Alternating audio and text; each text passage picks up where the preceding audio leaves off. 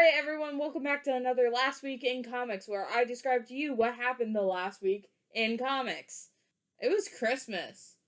They're having New Comic Book Day on Christmas this year, and then we're also getting New Comic Book Day on New Year's, which means, I'm a day late to everything. We're doing an intro that Stack's not gonna cut again. You don't have to do a silly little song.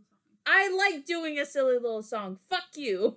Anyway, so this week I'm going to switch it up a little bit. Instead of just going down my list of how they release on RCO, I am actually going to just start with the books that I actually read and get those out of the way. So first off, in books I actually read, Absolute Wonder Woman number 3! Woo!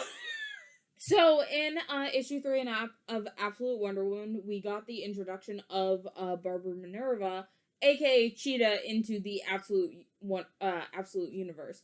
And right now, as it seems, she is studying the Amazons and is very interested in Diana because Diana in this world is the last of the Amazons. A thing that Barbara before thought was just a myth, but she has proudly announced that she is an Amazon. And I really want to see where they're going with this, because, they gave them, kind of a meet-cute situation where, Barbara, trips and then gets caught by Wonder Woman, and it's adorable, and I love it. The other thing that we found out from this issue is that Diana lost her arm to bring Steve back to the world of the living. She sacrificed her arm in order to do that. And, there's a really cute exchange with her and Steve where Steve is like, you had to sacrifice a hero's arm to save me. And Wonder Woman's like, no, the spell said a warrior's arm. And he's like, no, that's not what this is. That's not what you are. Especially because, Wonder Woman in this seems to want to, talk to whatever she's fighting first and try and make, a reasonable solution. And, Kelly Thompson just really understands who Wonder Woman is as a person, and when is the mainline Wonder Woman gonna get this? When are we gonna get this in mainline Wonder Woman?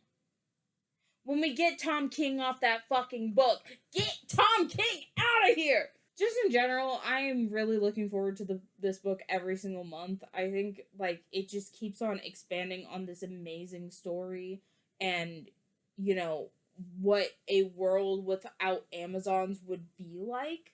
So great. And Wonder Woman has a robotic arm now, because her arm was made of magic this entire time, and I'm really hoping we get some variants with the robotic arm. I'm a really big fan of robotics, if you couldn't tell, but how it's built is very rudimentary. I just love this version of Wonder Woman. And, overall, so the book understands Diana to her core, because there's also a scene where, she has to make the entire world deaf so they don't kind of answer the siren call of the main kaiju that she's fighting.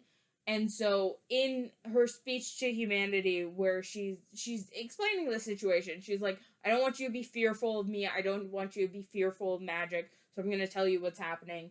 But also in that, she's like, it's going to be a very hard and confusing time for everyone involved. I need you guys to take care of each other. You guys need to take care of one another. This book really understands, what Wonder Woman is. And, I know, from a different standpoint, a lot of people were in comparison, although the Absolute universe is kind of, dominating the charts every month, in relation, the current mainline Batman, Superman, and Wonder Woman aren't. And I think Superman is just simply from a marketing standpoint. I don't think that they market that book is happening enough or what's happening in it, because it is really good. I don't have it on my pull list, but that's just because, with some of those, they go on for so long that it's always hard to keep up with, and it's a lot of money, so I just kind of pick it up when I can. And probably I'm a part of the problem, but I mean, I still get the variants when they come out with a good one. And Batman's just been going through some kind of shit writers. And I like Chip Zdarsky, I just wouldn't put him on Batman.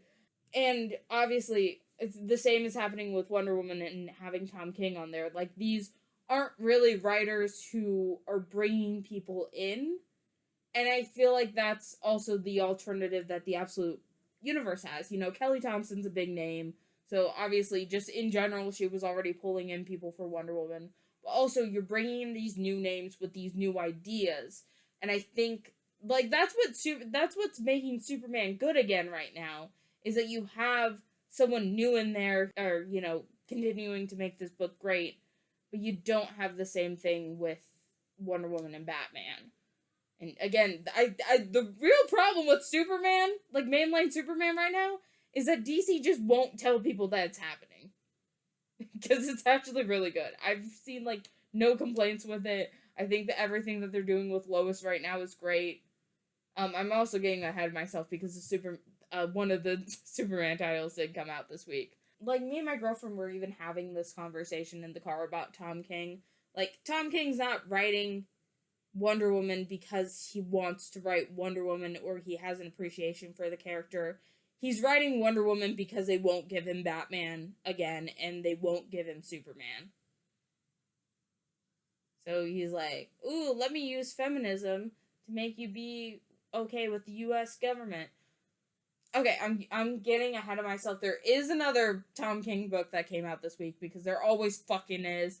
Anyway, go read Absolute Wonder Woman. It's simply one of the best books being put out by DC right now. It's great. I love it. Also, the other book I read this week was Justice League Unlimited #2. I am really enjoying this series. However, alternatively, I feel like this book deserves, like, to be a double length. I feel like it deserves to kind of push that, like, 50-page limit. Because there's just so much going on that it doesn't really give you time to breathe. Like, okay, so Jaime gets kidnapped by parademons. That's what happened in the last issue. I thought Jaime was going to be a very big part of this issue. I was wrong, and I'm disappointed, but maybe I'm also getting a little bit too spoiled with Question happening and just being a love letter to Charlton Comics. So maybe I'm just spoiled. But he was barely in it, and it was like, you have that subplot, you have the kids being kidnapped by the parademons, and then also on top of that, you add in Martian Manhunter being freaked out because, so at the end of Absolute Power, like, you know, everyone got their powers taken away, and then they got them back, but some weird stuff's happening with it, so, like, you know, some of them have their powers switched, like Fire and Ice, others have lost their powers entirely and are trying to gain it back. But Martian Manhunter seems to be in a different category where he has retained some of his powers, but some of them are still missing. And I feel like it's like a lot to just cram into one book because you also have the setup for the Atom Project, which I do believe is coming out next month or next week. It's coming out soon. But in the Atom Project, their big thing is that they are trying to restructure everyone molecularly to get their powers back. So you also see Atom Smasher, not Captain Atom Smasher, and then the two Atoms, Ryan Choi, and the other one, the white one, I don't remember his name. But you see them bringing back Atom Smasher's powers by, you know, way of, like, you know, reversing molecular stuff. And they're like, well, you know, in order to do this on a larger scale, we need someone else. We need Captain Atom, is what they're implying, because he is the third member of the Atom Project. And, like, you shove that also into Justice League Unlimited. And I'm like, maybe this should be, like, an anthology series, like how you do Batman Brave and the Bold. Like, I feel like we should have, like, the main Justice League title, you know, recall it Justice League of America, Justice League International, you know, whatever, Justice League or Antarctica if you really need to. But, like, we should have that main Justice League title, and then we should have Justice League Unlimited be more of an anthology series if we really need to have both. But, like, in general, it's a lot to fit into 22 issues. I just think that this book needs to be expanded. And I feel like Mark Waid himself would probably do a little bit better if you have it expanded. Quite honestly, I think that, like, too much is being put on Mark Waid and Dan Mora right now. like, there's a lot of fucking books with them on it. And I just, like, I feel bad for them both. Mostly for Dan Mora. I don't, like, he's still kind of young in the name of, like, comics. Like, it's just too much to put on one book.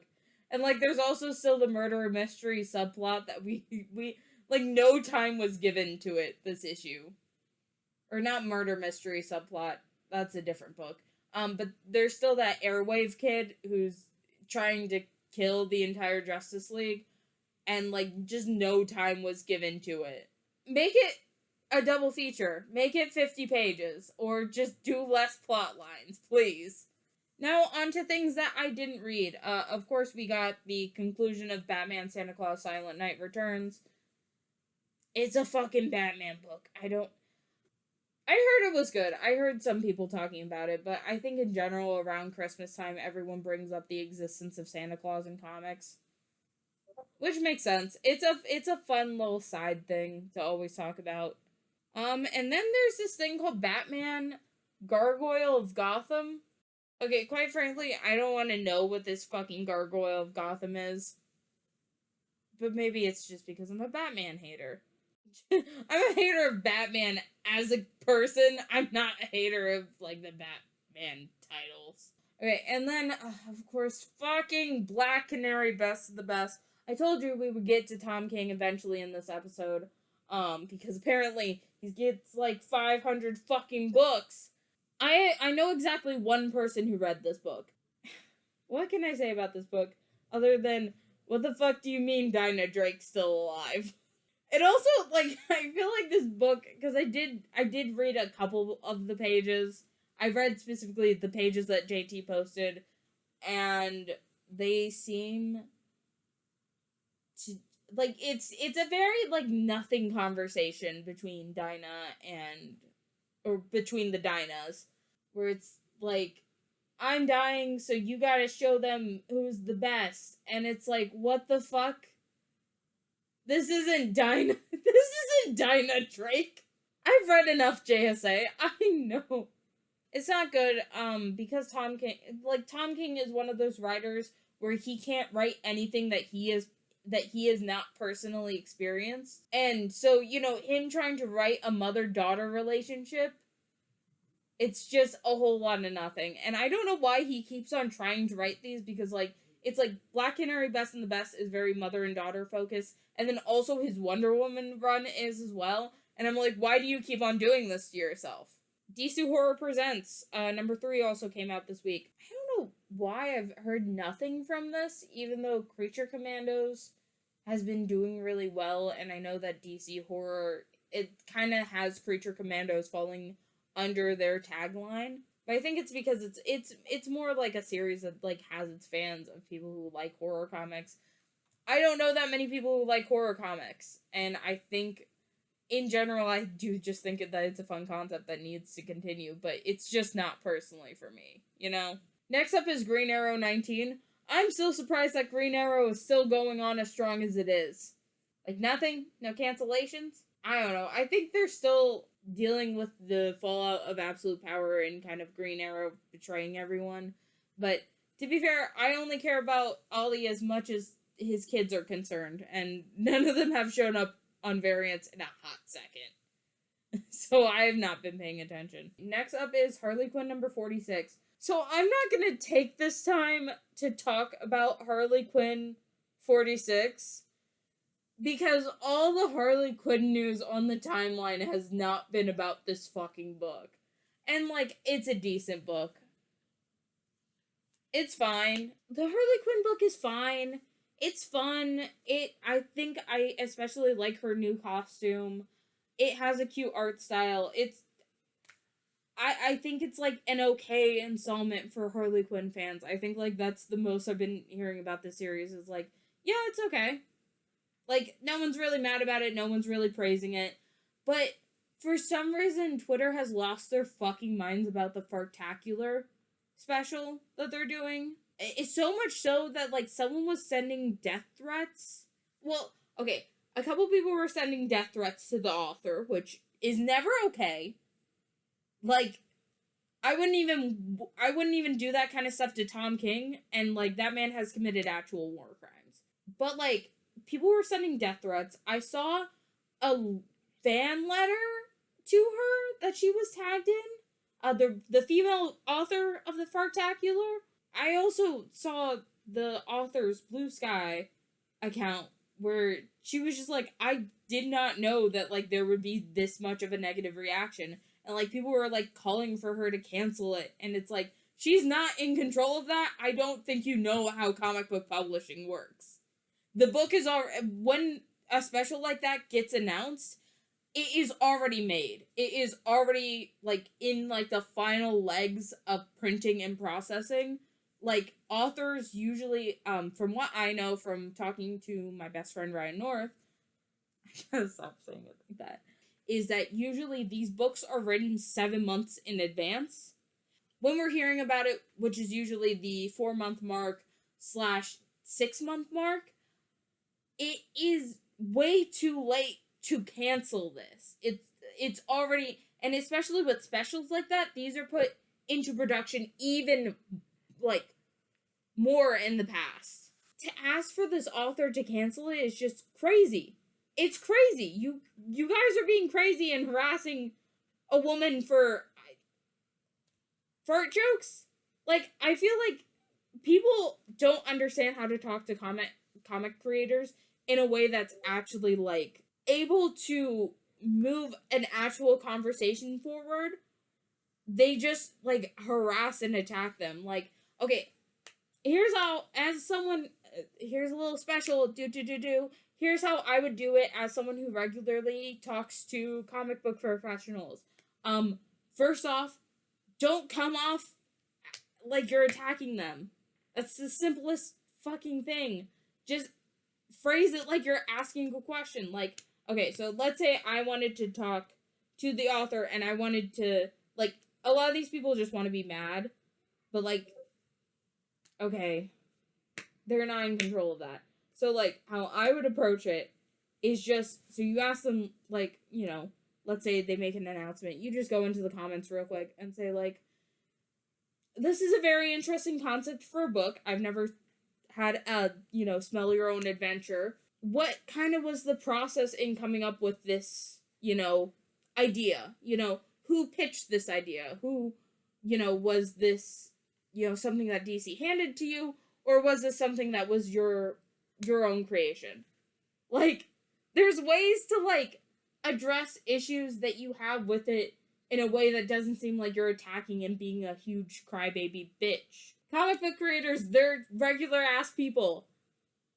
You can have your criticisms of them, and most of them, if they're not like fucking Dan Slott or Tom Taylor, will be very receptive as long as you're nice and cool about it. Like, I've asked Ryan North questions about why he does certain things, and you know the one thing I never fucking did? I never fucking said this is a stupid idea or you should go die because of it. Like, I just asked, like, oh, hey, what was your thought process behind this? Did you ever think about this when you came up with this? If you're going to criticize comic book creators, do it constructively. Don't be a low bitch about it. Okay, enough about the Harley Quinn stuff. I'm done yelling. Next up is a book that is only greenlit because of the James Gunn Superman movie, Metamorpho, the Element Man. I heard that a lot of Metamorpho fans were excited about it and were pleased that it happened. I don't know anything about this character. I don't know, I did hear that a lot of fans were happy about the series, that it did kind of tie up some stuff that had been left unsaid about previous ones. It's probably a good place to start if you haven't seen this man before, especially going into James Gunn's Superman movie. But also, in general, I think that more of the James Gunn Superman fans should read a fucking JLI comic. Guy Gardner isn't supposed to be old like that, you imbeciles. And Maxwell Lord doesn't look like fucking Sean Gunn. Pedro Pascal was the perfect Maxwell Lord. I'm sorry. People were saying that Sean Gunn already seems like a better Maxwell Lord, and I lost my shit on Twitter again. Another fucking Flash comic came out. Flash number 18. Pretty sure Avery's happy about it. I'm waiting for Absolute Flash. Okay, I like Butch Wally West. So, of course, another Action Comics came out. There is a Supergirl story that I think is still going on in it. Again, Action Comics is always good. It's always gonna have its fans. Next up is Batman the Brave and the Bold, which is the whole, like, anthology series where, like, you know, for, like, 3 issues, there's, like, a single story told across, like, 3 different stories told across 3 issues. And, like, quite frankly, I feel like this book just needs better marketing. Because I didn't know that there was a Zatanna and Batmite story that was happening in it. And luckily, I did buy one of the Zatanna variants, because of course I did. I wouldn't have known that if I didn't, like, open up the book on RCO. Sometimes with books, I'm like, damn, if this had better marketing, I would probably have gotten it and gotten into it. And, like, Batman Brave and the Bold is one of them. Like, the only reason I found out about that Booster Gold story was because Stack told me about it. Also, in general, again, I say this every single month this book comes out. Stop calling it Batman. If you just didn't call it that, I probably would have read it more. There was also a nice Plastic Man and Wonder Woman story in it that I might want to go back and read once the full thing has come out. They did the whole, like, Linda Carter spin thing to transform into Wonder Woman. I always love that. It's great. I think that they should do it more. I hate this title so much. Okay, also, Batman The Long Halloween, The Last Halloween came out, issue 4. Why is it called that? I don't get this. Detective Comics 1092 came out as well. I forgot that Tom Taylor's on that currently, and I'm thinking back to that Chip Zdarsky thing where it's like, joke's on you, Tom Taylor, you can't have Batman yet, because Ram V. I really do hope, I don't think that they announced the new writer for Batman yet, but I really do hope that it's Ram V. Maybe I'll start reading Batman if Ram V is writing it. Detective Comics with Tom Taylor. Why would I read that? I think that's the problem with DC. They keep on giving fucking Tom's books. I wouldn't, like, stop giving them books. Stop giving Tom Taylor books. Stop giving Tom King books. Just get them out of here. I'm done with them. I forgot about, like, this one controversy that happened with Tom Taylor's Detective Comics, where Batman fucked Joe Chill's daughter, and Twitter absolutely lost their goddamn minds about it. Like, it was like, and I didn't even realize that it was Joe Chill's daughter, because it was, I just saw some bitch with pink hair, and people started complaining about it, and I'm like, okay.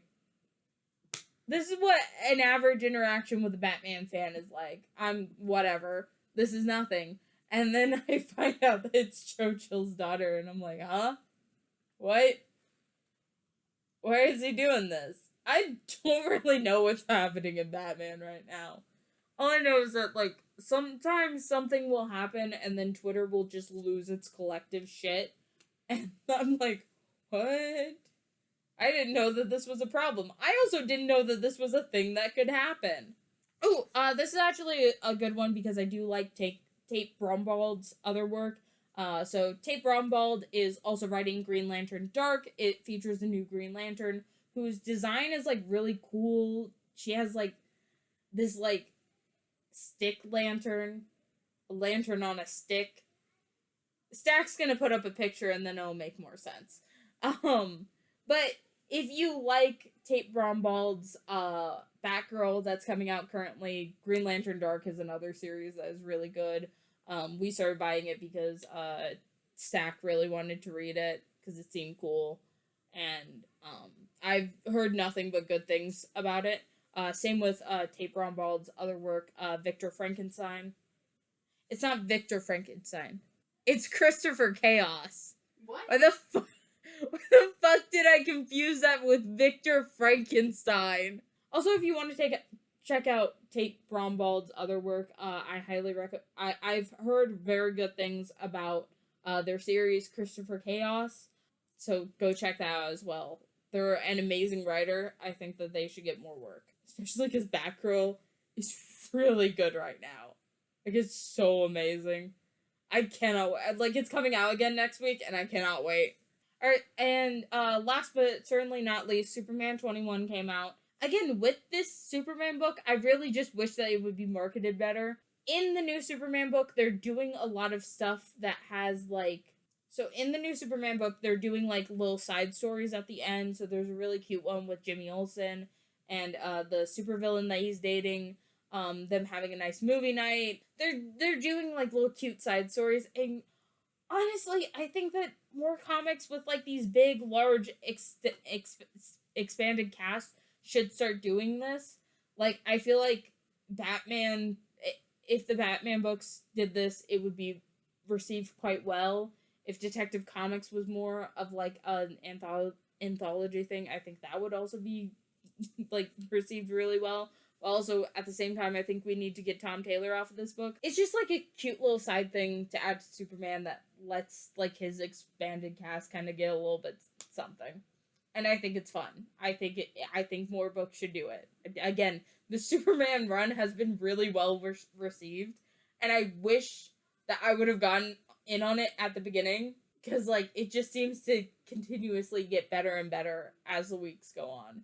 Now, normally I would also take this time during this last week in comics to highlight a couple indie books that I've heard good things about and that I'm keeping up with. But because of the holiday season, not many indie books are releasing right now. It's nothing. Like not many indie publishers are releasing stuff right now, probably because it's cheaper just to, like, wait these 2 weeks out and then have more stuff in January. You know, not really having to compete with, like, holiday sales or, you know, holiday spending, because, you know, even with, like, comic book fans during these months, people will spend more on the big issues that, you know, cost a lot of money, like your first appearances and your really big storylines and all of that kind of stuff. Time to end the thing, because it's like 40 minutes. Anyway, so if you like this, first off, like, subscribe, all that kind of stuff. We're gonna do end card stuff around here, so there's gonna be a video that you should watch, and probably the rest of the last week in comics that I do. I have to make sure I'm, like, doing this correct. No, over here would be the next video that you should watch, and probably the playlist for last week in comics. Over here, it's gonna be my profile picture that looks like Blue Beetle. And, you know, like, subscribe if you like this series. I do a podcast I do a live show every week with my friends called Ash and Their Fantastic Friends, where we go over comics news. I believe the one that we did the day before I posted this is our Titans video, which I have to start reading my things for that. So, obviously, there's that to go watch, and yeah. And cut.